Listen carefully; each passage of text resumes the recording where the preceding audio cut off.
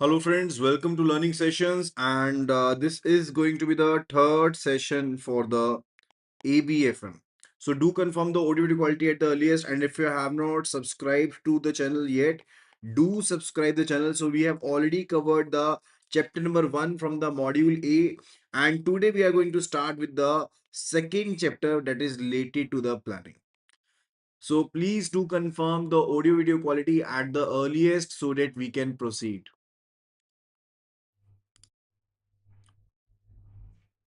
So the audio video is working all fine. So let's start the session.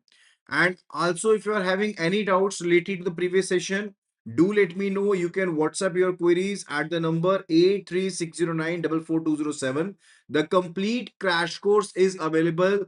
And for so as to enroll into that particular crash course, simply just WhatsApp CAIIB to the number 83609 44207, and I'll be sharing all the details. And this is related to the chapter number 2, that is planning, from the module A of the ABFM. So I told you about the functions of the management, and there are 5 functions related to it, right? We have already covered that particular part. So what's the planning is? So planning is futuristic. We know that already, that planning is for some future event. It is future oriented, right? And it is a primary function of the management, like the first and the primary function of the management, which is going to form the foundation. It is a foundation for all the managerial functions. What other functions? Like organizing, staffing, directing, controlling. So if you want to do the organizing, you want to do the staffing, directing, or controlling even, right? The first thing that we need is the planning. So if the planning is done properly, only then the other functions will be done properly, and it is closely linked with controlling, right? So planning is linked with controlling because performance is evaluated in controlling part. So whatsoever you have planned objectives, that will be monitored under controlling. Your performance is controlled under controlling. Okay. And further, it basically is like related to deciding in particular advance. You want to decide that what to do, how to do, where to do, who is to do. So you are to decide those factors. And there is one definition which is given by Kuntz and O'Donnell, right? And that definition is related to that planning is going to bridge the gap between the present position and the desired future position. So you're having a position right now, P1 today, and some P2 position in the future. So there is some gap between it. And if you want to fulfill that particular gap, that can be done through the planning only. Let's say if I'm having rupees 10,000 in my pocket and I want to have rupees 50,000 or rupees 1 lakh, I have to plan that from where I'm going to get the money. So for that particular case, what I'm to do, and further where I'll be, like if I'm going for some employment, so where I'll be working and who is to give me the employment. So that's the planning part. That's the planning part particularly. Now let's have a look at the characteristics or the features of the planning. So if we look at the planning, this is pervasive. Pervasive means this is universal. This is universal. This is applicable at all the levels, whether we are talking about the top management, middle management, lower management. It is applicable everywhere. This is futuristic.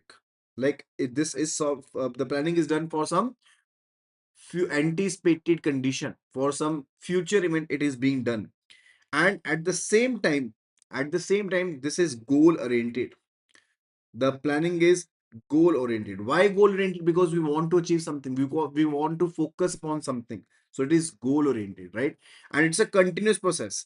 It's not like that you have planned something and that's done. No, the plans are being revised and those are being updated, right? So it is like, it is pervasive. This is futuristic. At the same time, it is goal oriented. There is goal orientation related to it.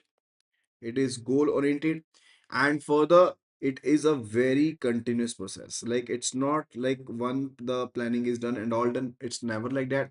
And it's a decision making process. You have to make the decisions, right? So it's a process where we do make the decisions. The clear decisions are to be made, right? And moreover, it is flexible. It's not like that if you have planned something, it's rigid. No, because you have not executed it well right now. Okay. And it's a primary function, like I've already told you. So let's understand the planning process, that what are the different steps involved into it, right? So the first step it's related to that awareness of the opportunities, that you should be knowing, we should be identifying the opportunities. Whatsoever the opportunities are available internally or externally, those should be available. So for that particular purpose, so as to look into the environment, we can be doing the SWOT analysis. The SWOT analysis can be done. We can be looking into strengths, weaknesses, opportunities, and threats. And the second thing, it's related to setting up of the objectives. So first thing it's related to, we have to look into the opportunities. The second thing it's related to, we are to establish the objectives. We have to set up the objectives. We have to define the organizational and the departmental goals. Like the departmental goals might be the short-term goals, organizational goals might be the long-term goals. We are to develop the assumptions. We have to develop the premises, right? Premises are the basis for the and those are the basis, like those are the assumptions for the forecast, like what particular things we do require, what policies we do require, or what are the existing plans and what we want to change into it. So that's about the premises. So we are to develop the assumptions. That's the third step. And the fourth step, it's related to, we are to identify the alternatives. Like it could be the case that we are having the multiple courses of action, right?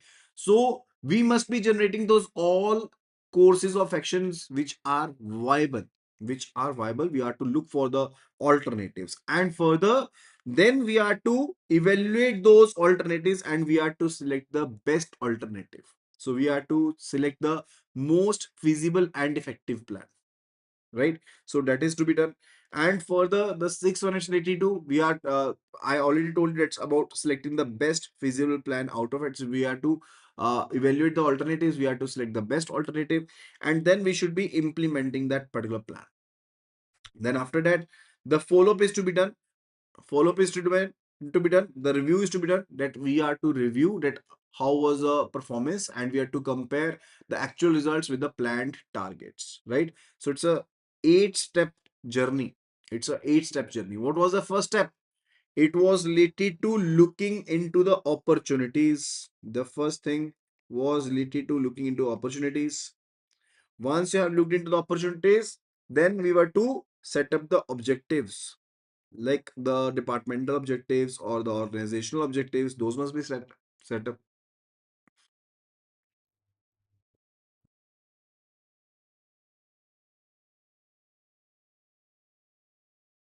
And based upon those objectives, we are to set up the assumptions. We are to assume the assumptions.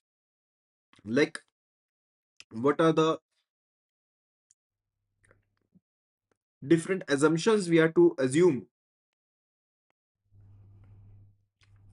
that this will be done, or let's say this will be our sale or something. So those things are to be done. And further, we are to identify the different courses, like through which the things can be done. Like we are to look for the alternatives. Once we have identified the alternatives, we are to evaluate those alternatives. We are to evaluate those alternatives. And when we do evaluate the alternatives, we are to select the best alternative. We are to select the best one, right? The best alternative that we have to work upon. And then once we have selected, then we should be implementing the plan. Implement the plan. That implementation is to be done. And the last but not the least, that's about the follow-up and review. We should be properly be working on a plan, and we are also to review like what were the actual performance and for the what were the planned targets. Okay, so that is to be done. So these are the 8 steps related to planning. This is a planning process. Getting it? Clear with it so far? After that, it's about the importance of planning. That what is the importance of planning? First thing, it helps us so as to identify the goals. We can be identifying the goals. We can be identifying the goals using the planning. It provides us the direction, like it acts as a roadmap to us. It reduces the uncertainty, like because we know like what risks will be there, we can be anticipating the risk and we can be preparing for the solutions. So it is some way going to uncover the particular problems, so it reduces the uncertainty. So it reduces uncertainty, so that is particularly reduced, right? And definitely it adds a professionalism. It basically, whatsoever the wasteful activities, those are reduced, we can say. It enhances the efficiency, it adds the professionalism, it enhances the efficiency, it improves the decision making, and gives us the things are professional approach, right? And it gives a perspective, it adds a perspective, because we do introduce the systematic and disciplined management practices, right? And further, here is a term that we need to memorize, that's related to smart. Now smart is what? The SMART stands for the specific, that clear and well-defined goals, measurable, quantifiable targets must be there, achievable, like those goals must be achievable and attainable, realistic means those goals must be practical considering the resources that we are having right now, and those must be time bound, like we should be having a time limit for the completion of those goals. Okay, so SMART is a standard framework while we are, let's say, setting up the objectives, that must be there. That's a standard framework. SMART. S is for specific, measurable, achievable, realistic, and timely achievement of those goals.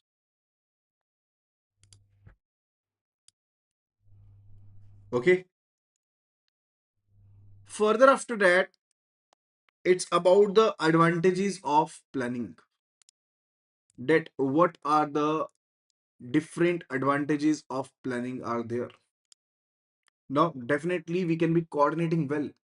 The first advantage is related to the coordination of the different activities, like it ensures that there is alignment between the different departments and the different functions toward the common goals, because we have set up the goals for the organization, we have set up the goals for the departments. Now there will be coordination, there will be alignment of the different departments and the functions related to it. So it's the first advantage of the planning.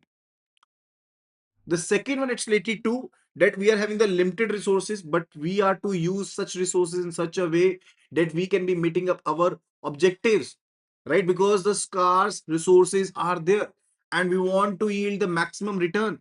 So there will be efficient or optimization of the resources, efficient usage of the resources, optimized resources usage will be there, right? The third one, it's related to when we do plan something, we know that this person is to act this way, this person is to act this way. We are having some expectation from the person. We have given some target to the person. And in a way, it motivates the individual so as to work towards some specific goal. So it's like inspiration and the responsibility. It's related to inspiration and the responsibility because it clarifies a role. So when we are doing something, when we are planning something, we do clarify that what person is to do what duty. And the fourth one, it's related to establishment of the execution principle, that how the execution will be done and what will be the benchmark for the same, right? What will be the milestone for the same, how it will be measured, right? So it's like establishment of the execution principles. The last one, it's related to adaptability. Adaptability. Like it facilitates the adjustment to the internal and the external environment. So whatsoever the external and internal environment changes are there, like through the flexible training, we can be adaptable to those changes. Like there are internal changes, external changes, and the planning I told you is very much flexible. The planning is flexible. It's not like that if you have planned something today and that's all done. No, no, that's not the thing. You can be flexible into it. It can be adapting itself. So those are the advantages of the planning, right? And so what are the different advantages we can look at? It reduces the uncertainty and risk. So risk is reduced, right? Focus is increased because we do focus on our objectives, on our organizational goals. and definitely the economical operations are there, efficient operations are there, so we can say the cost is overall reduced. And definitely it encourages innovation and creativity, and further your overall control increases, the employee motivation is increased. Why? Because the role is now clarified, right? The avoid it basically avoids the random activities, uncoordinated activities won't be there. And further it improves the competitive strength and focuses on the attention objectives and results, and further its basis for the teamwork now, right? And it basically help you to anticipate the problem so that you can be reducing it, right? So better coordination is here. So it's like a very generic points that we have covered here, and the most of the things we have already covered above related to those benefits, those advantages. And when we are covering the theoretical partner, it's not like that you have to cram everything. It's never like that you have to cram the things. It's just like that you must be having the idea of the concept, right? That what is the idea behind the particular concept, that must be clear to you. And once it is clear to you, that's it. You just simply revise the headings again from the PDF file that I'll be providing you, and that would be it. That would be just more than sufficient. Now, after that, it's related to disadvantages. So, what are the disadvantages of the planning? Now, when you plan something and again you are planning, so if there is excessive planning, it will forestall the activity. There will be delay in the activity. There will be a delay in the action. Because if you do excessive planning, there will be delay in execution. Managers might be spending too much time in planning only, and further they are not like implementing. So it's said death by plan. It's important. It's said to be death by plan, right? Or and also there is reduced flexibility. There is reduced flexibility or adaptability. Like if you are very much adhere to the plans, right? If you are very much adhered to the plans that you have to follow this plan only, and it might be the case that the team is suggesting you something and you're not working upon it, like it, you're not timely responding to the changing situations. Okay, so that means what? That the flexibility is gone. And also, let's say when you're giving a plan to your team and you say that we are to work as per this only, it's a hindrance to the innovation in that way. It's a hindrance to the innovation. Clear with it? So these are the disadvantages related to it. These are the disadvantages related to it. Getting it? Now, like we covered the basic advantages, basic disadvantages, like it could be the case that you are not having the reliable data because planning requires data. And if you're not having the reliable data, then garbage in, garbage out would be there. And if you're very much rigid to the plans, the flexibility will be gone, the innovation will be gone, and it's a time consuming process, it's a money consuming process, it's a costly process. And further, the rapid environment changes are there, so you have to be very much flexible. So internal flexibility is very much required, right? But definitely when you're having the policies, procedures, the flexibility might not be possible. And external flexibility, if we talk about like external factors, it depends on the external factors like the government policy, competition. So you should be flexible toward it. So it's like your plan should be adaptable to those conditions. And I already told you that there is a high financial burden for the small organizations because it's a costly process. It's a costly process. And employees may be resisting to the new plans, like because before there might be uncertainty to it. So they might be maybe resistant toward it. So these are the disadvantages of the planning. Now we are having the different type of plan, like we are having the single use plan, we are having the standing plan. The single use plan means what? Those plans which are basically designed for one time, those are for non-recurring activities or projects, those are said to be the single use plans like budget, program, project, etc., right? And the second type of plan is standing plan. Standing plan basically which are used repeatedly, which are going to like occur regularly. For those activities, the plan which we use is the standing plan, right? That is said to be the standing plan, and it is designed so as to ensure the internal operations of the organization are running smoothly, right? And like we have to do the multiple things again and again. And for that particular part, the policies are there, the procedures are there, like the method is being told to you. How to do the appraisal for a car loan, there is a policy for it, right? And you have to follow that particular policy, whether you are sanctioning a loan today or after 2 days. You have to basically follow that particular policy. That's a standard plan. What are the limitations of planning? Like if you plan something and further if you say this thing is to be followed, so it leads to what? It leads to the part that you are very much rigid in the operations.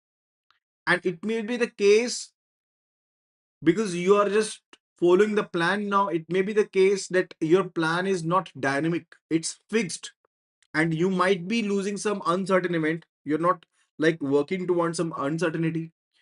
And it also reduces the innovation, as I already told you, if you seriously adhere to it. And definitely it involves a huge cost, it's time consuming process, and further it also does not guarantee the success, because we might have planned a lot of things, but it might not be working as per our assumptions, right? So that's the thing. Further after that, it's related to the MBO, very important topic. So it's related to MBO, that is management by objectives. So MBO is what? MBO is a systematic management approach. It is what? It's a systematic management approach. Now, in this case, like we are focusing on the objectives. We are focusing upon what? We are focusing on the objectives. So the first thing that we have to define very much clearly, that's the organization goals. So organization goals must be clearly defined. And further, the individual objectives, like for the employees we are talking about, the individual objectives, those must be aligned with the overall goals. So if we are talking about the individual goals, those must be aligned with the organization goals. That's the first and the second part related to it. And the third and important one, that's related to the performance.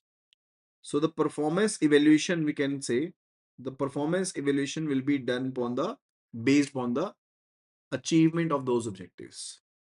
So if you have achieved those goals, we'll be saying that the task is well done, right? And if the task is not done well, like if the objectives are not reached, we say the task is not done well. We are not looking into the quality of the task being done.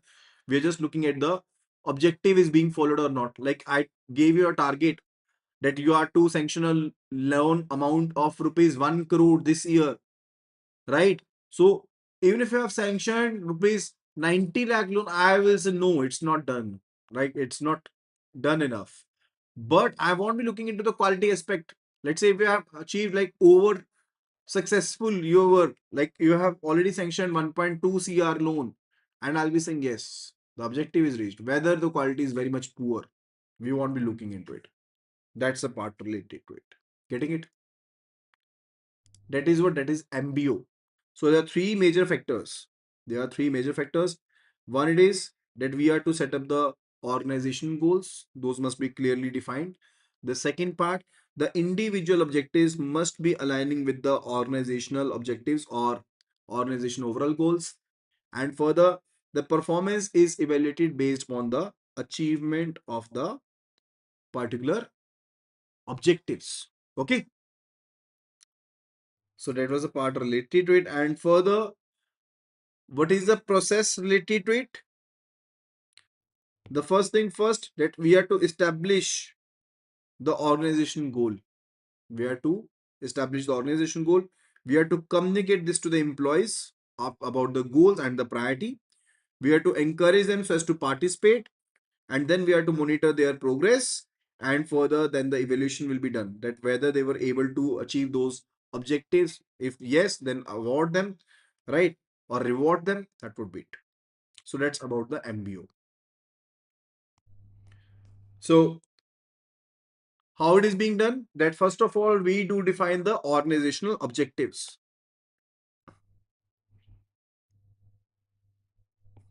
So first part, it's related to the organizational objectives are defined. The second step, it's related to we are to assess the current performance. We will be looking at the current performance. That was a current performance right now. And then we are to break down those objectives into individual roles. Like whatsoever the organization objectives were there, those are to be break down into the individual goals, we can say, individual roles, what are to be played. And then we'll be assigning the targets. We'll be assigning the targets to them, right?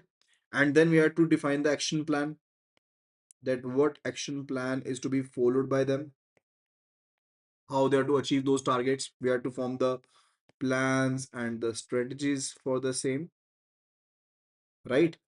And the sixth one, we can say it would be related to that we are to allocate the resources to them. We have to allocate the resources and the responsibilities. Allocate the responsibilities that is required. And then we have to evaluate the performance,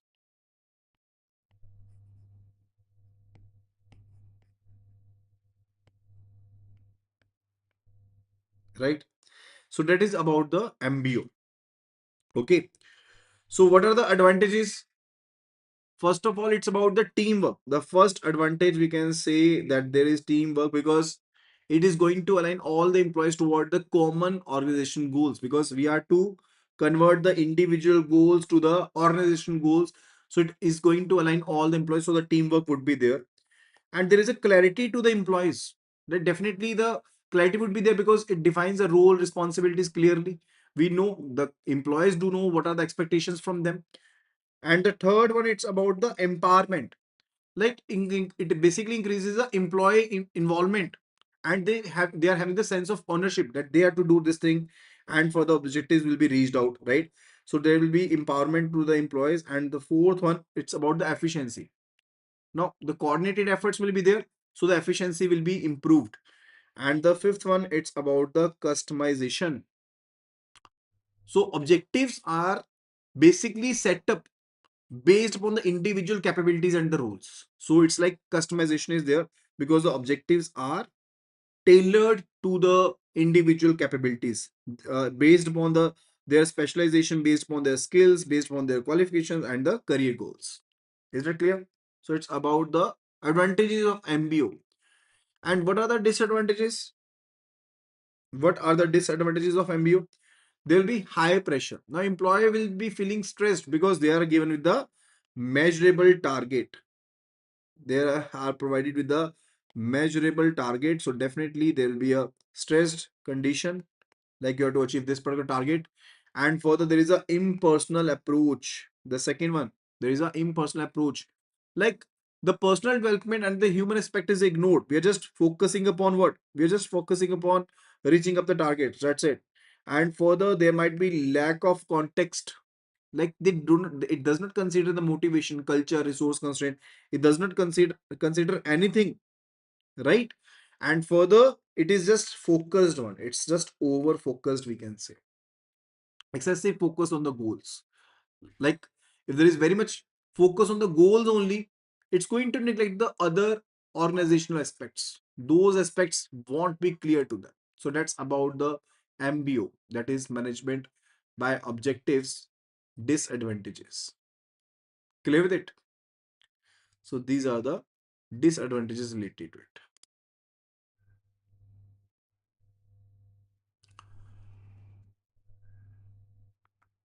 After that, the next topic, it's related to the plan components. It's about the plan components. So now what are the different components of the plan? There are some objectives which are associated.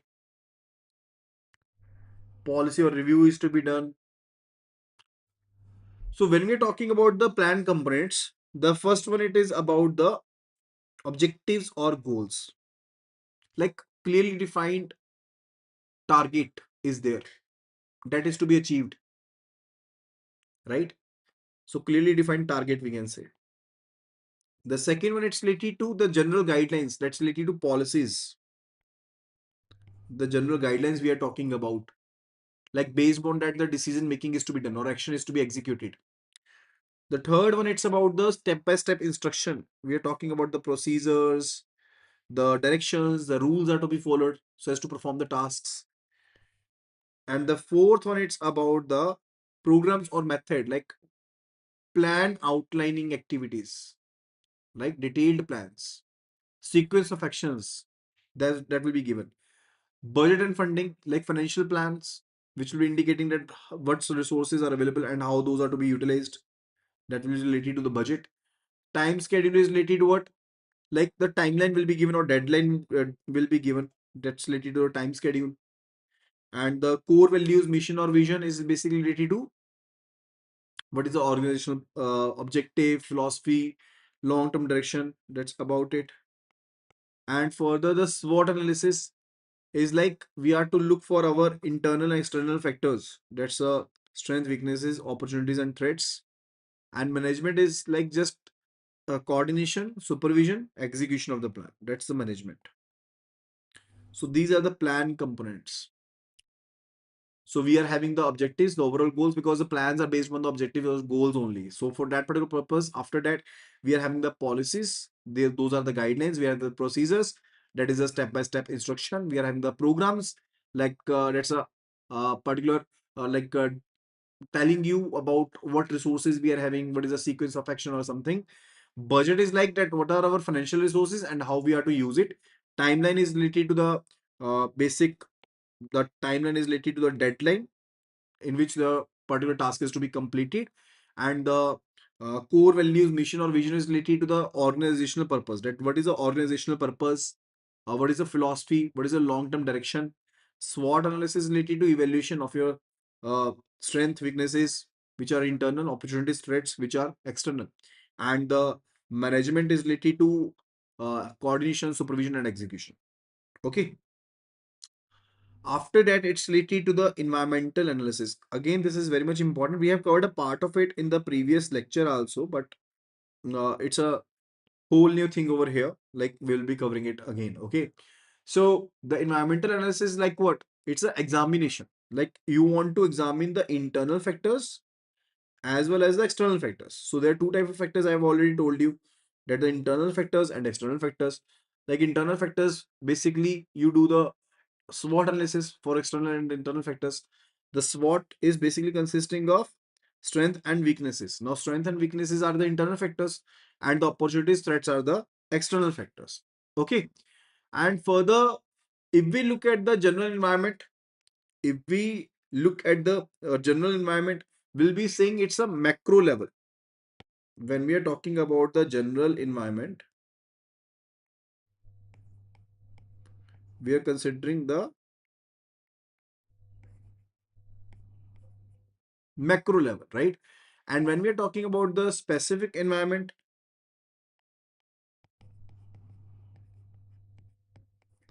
we are talking about the industry level. At the industrial macro level means we are talking about the firm level only, the individual level, right? But when we're talking about the specific environment, we are talking about some specific industry or some specific firm, right? So what are the advantages of the environmental analysis? What are the advantages of the environmental analysis? Now, if you know what are your strengths, what are your weaknesses, what are your limitations, what are the external factors which are going to affect you, right? It will definitely be helping you so as to contribute toward your achievement of goals. So first part, it is related to helping in the achievement of goals. And definitely you can be identifying the risks. So we can be looking into the different factors which will be letting us know that what risks we are imposed to further. We can be understanding the business trends, or we can be understanding the developments. We can be understanding the business trends, like it can be help us tracking the market and industry developments. And the opportunity awareness is also there, because you are looking into the opportunities also, the external factors also. So it creates awareness. At the same time, we are looking at the dangers, but at the same time, we can be looking at the opportunities also, right? And further, we can be doing the future forecasting using the environmental analysis, because we can be predicting the future trends, and it recognize both the risks and further both the benefits. So definitely the balanced decision making can be done. It's a very important part. So whenever we are talking about the environmental analysis, we are talking about that we should be looking uh, within the organization and outside the organization. And it will be helping us a lot so as to understand what are our weaknesses, what are our strengths, and what are the risks available outside, what are the opportunities available outside. Okay. And for this particular purpose, we can say the environmental analysis, like, we can be identifying the opportunities, we can be identifying the risks, we can be scanning that what opportunities are available, we can be analyzing the things better, and it can be helping us so as to forecast the things for the future. Okay. Then after that, it's about the pestle analysis. Again, a very important topic, the pestle analysis. Now, pestle analysis is a framework which is used to analyze the macro environmental factors. So as to understand the macro environmental factors related to some organization, if you want to look at the those particular potential factors which are going to make an impact over it, right? For that particular thing, we use a framework which is a pestle framework. Now, P is here for political. P is for political, like the government policies. So those are the factors which do basically impact the company, like the government policies. Political, we are talking about government policies, political stability, taxation, regulations, etc. When we're talking about the E, that is economic, that is related to interest rate, inflation, GDP growth, etc. Social means we are talking about the demographics. We are talking about the culture, lifestyle. What is the consumer behavior? Technological means we are talking about the uh, innovation, automation, etc. Legal means we are talking about the law, compliance, regulatory framework, and the environmental means what? Environmental means like sustainability, climate impact. Okay, so these are the six factors. Those can be impacting the organization. Those can be impacting the organization. So political means government policies, political stability, etc. Economic means the interest rate, inflation, GDP, etc. And social means the demographic, culture, lifestyle.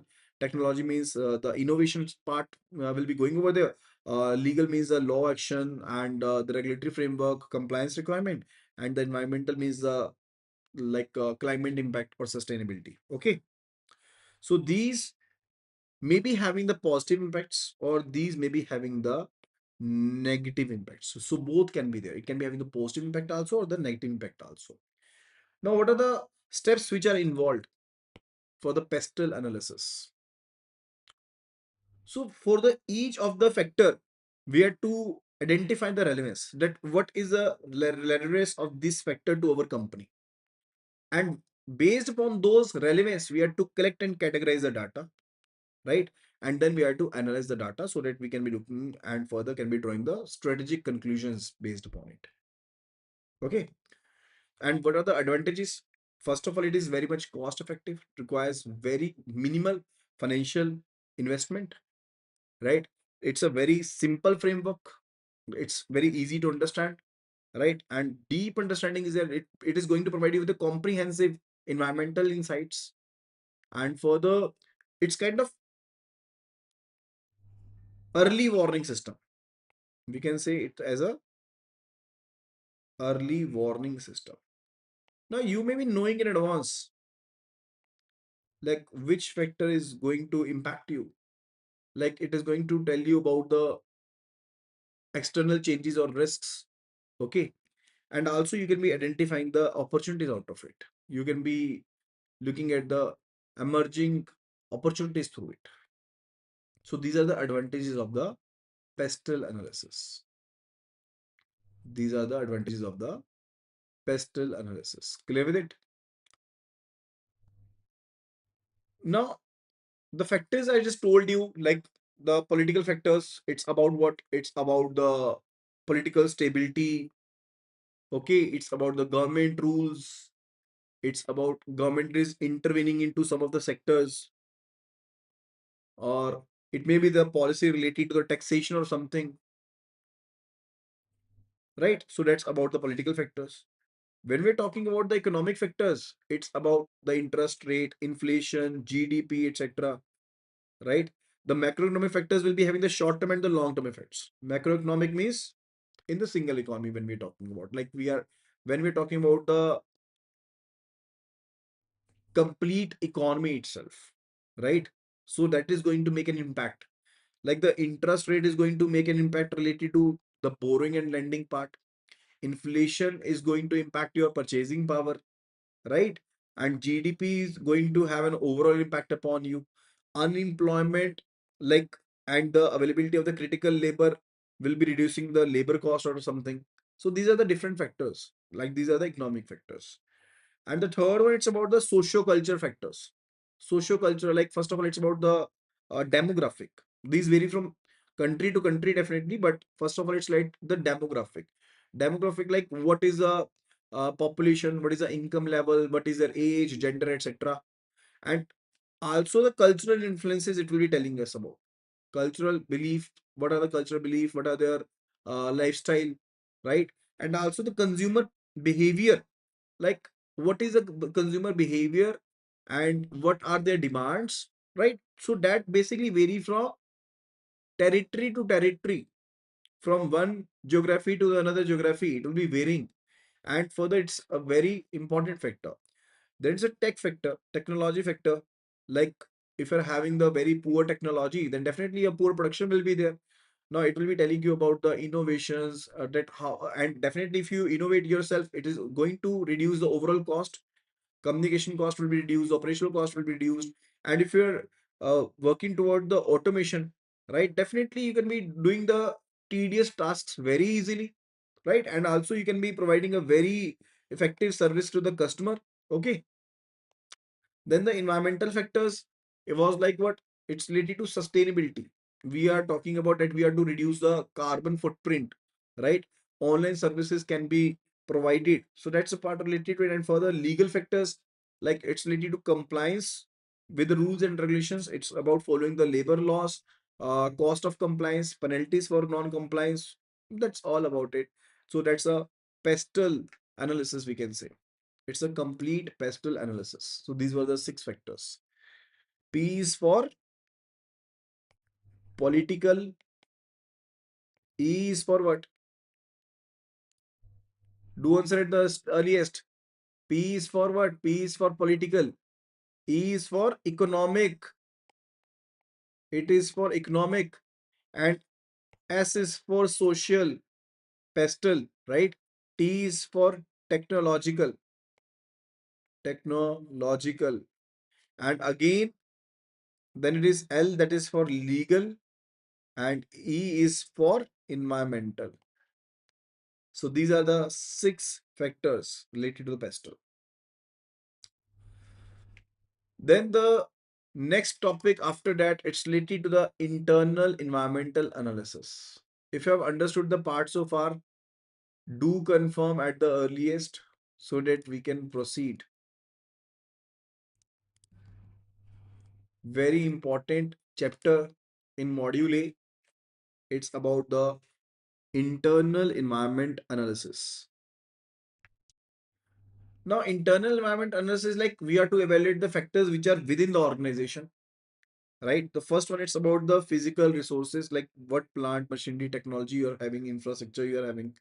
The second thing, it's about the capital availability, the liquidity, the profitability. So financial resources, we are talking about the capital. We are talking about the financial resources. And when we're talking about the distribution network, it's about like what channels we are having so as to deliver the products or services. That what channels we are having for delivering the product or services to the customers. Further, it's about possession of the strategic assets. Strategic assets like access to the raw material. That's a strategic asset. Locational advantage, right? Regulatory protection. These are the strategic assets. And the external linkages. The second thing, it's about the external linkages. Linkage means the network and contacts that you are having, let's say with the suppliers, customers, government, etc. Then further, it's about the intangibles. Intangible asset like the brand equity, the goodwill, reputation, and further the human resources, the human factor that we are dealing with, whether they are skilled, what is their competency, their experience, their managerial competencies, etc., capabilities. So that's the point related to it. So that's the point related to it. And some of the points are related to the organizational factors also.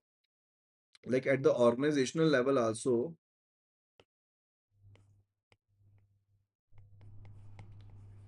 there are some organizational factors also related to the structure of the organization, like what is the hierarchy, what are the values, what are the beliefs, right? Motivation or employee relation, those all will be covered into the organizational factors. Clear with it? So these are the internal environment. This is related to the internal environmental analysis. The physical resources, let me highlight it. The physical resources, financial resources, the different channels for distribution, strategic assets like raw material, locational advantage, etc., the contacts with the suppliers, etc., the intangibles like equity, goodwill, etc., the human resources and their competencies, and the organizational factors like the structure of the organization, cultural values, etc. Okay. Then after that, it's about the topic of the gap analysis. Now, gap analysis is related to what? That we have planned something, right? And it might be the case that we are not able to achieve something, or it might also be the case that we have overachieved something. So gap analysis is basically a tool that we want to identify that particular difference between the current performance and the desired performance, right? So we can be identifying the internal weaknesses so that we can be working upon it. Clear with it? So what is the main purpose? So that we can detect the internal weaknesses, and whatsoever the performance deficiencies are there, we want to detect those particular things. We have to identify those things. And where we can be applying it? We can be applying it so as to improve the efficiency.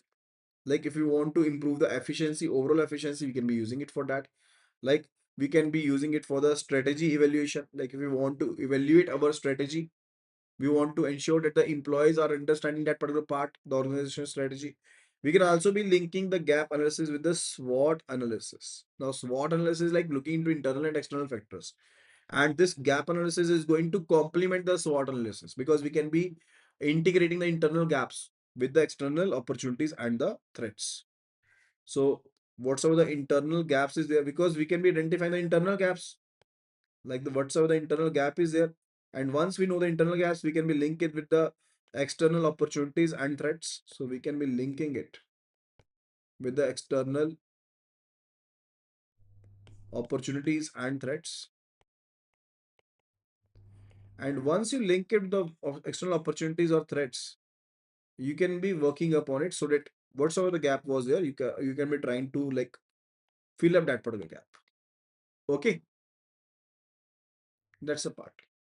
Now let's have a look at the planning premises and the constraints. Planning premises like the assumptions that we make, the conditions on which the plan is based. There might be some, like if we are planning something, it might be based upon some assumptions, it might be based upon some conditions, right? So planning principles are going to form the basis. These are going to form the basis. And further, the forecast would be based upon these presumptions only. Like we are giving the future trends, which we are giving basically a future idea to you. Like what would be our sales? We are planning for that particular part. Now, there might be some assumptions. Like we might be thinking like we maybe get a loan of rupees 50 crore from the bank, right? So that's basically a part of the assumption that we are doing, right? So forecast based projections are based on some assumptions, right? So it is going to help us in that.